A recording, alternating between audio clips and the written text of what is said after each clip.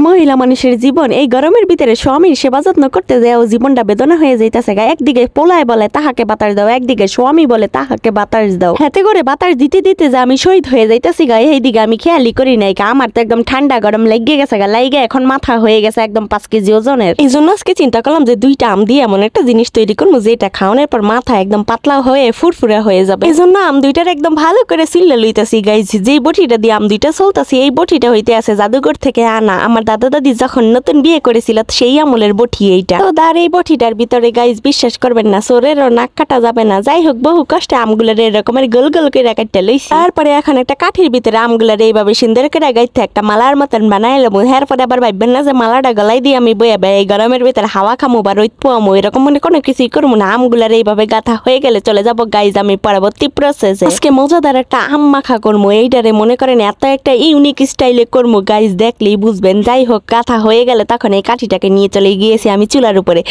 উপরে রেখে এখন আমগুলাকে একদম ভাজা ভাজা করে ফেলবো। মাই মিস্টেক গাইজ, একটু পোড়া করবো আর কি, এইটারে আমি ভাজা বলে ফেলেছি। যাই হোক এইভাবে আমটাকে সুন্দর করে পুড়ে নেবো। এই অবস্থায় কি যে সুন্দর একখান গেরান আসতেছিল নাকের সামনে। পোড়ার গেরানটাকে বাস দেওয়ার জন্য আমি এখন একটা কড়াইয়ের ভিতরে শুকনা মরিচ দিয়ে দিলাম। শুকনা মরিচ ভাজাভাজি করার গেরানও কিন্তু অনেক সুন্দর গাইজ। যাই হোক মরিচটা ভাজাভাজি হয়ে গেল একটা আমানদিস্তার ভিতরে মরিচের বটুটা ফেলে এখন সুন্দর করে নিয়ে নিতেছি। তারপরে চুংপং স্টাইল এগুলাকে গুঁড়া করার কাজে লেগে পড়বো। এই অবস্থায় মনে করেন লবণটা দিয়ে লইলে তাড়াতাড়ি গুঁড়া হয় আর কি। আমি লবণের গুঁড়াটা পরিমাণ মতো দিয়ে লইলাম, দিয়ে এখন সুন্দর করে এগুলাকে আবারও গুঁড়া করা শুরু করে দিলাম। এইখানে আবার আমার ছোট বোন নাই, সেগুলাকে একদম তাড়াতাড়ি গুঁড়া করে দিয়ে গেছে। মরিচগুলা গুঁড়া করা হয়ে গেছে। এরপর একটা বাটির ভিতরে লে লইলাম। এখন এখানে দিয়ে দেবো পরিমাণ মতো চিনি। মিষ্টিটা যে যার যার পরিমাণ মতো দিবেন, ঝালটাও যে যার যার পরিমাণ মতো দিবেন। তবে ঝাল যদি বেশি দেন তাইলেই না আপনার মাথা পাতলা হইবে। আবার কইতে পারেন যে আপনি তো অল্প কয়টা মরিচ দিয়েছেন। তো বিশ্বাস করবেন না গাইজ, আমাদের এই লালু মরিচগুলো খুবই জাল।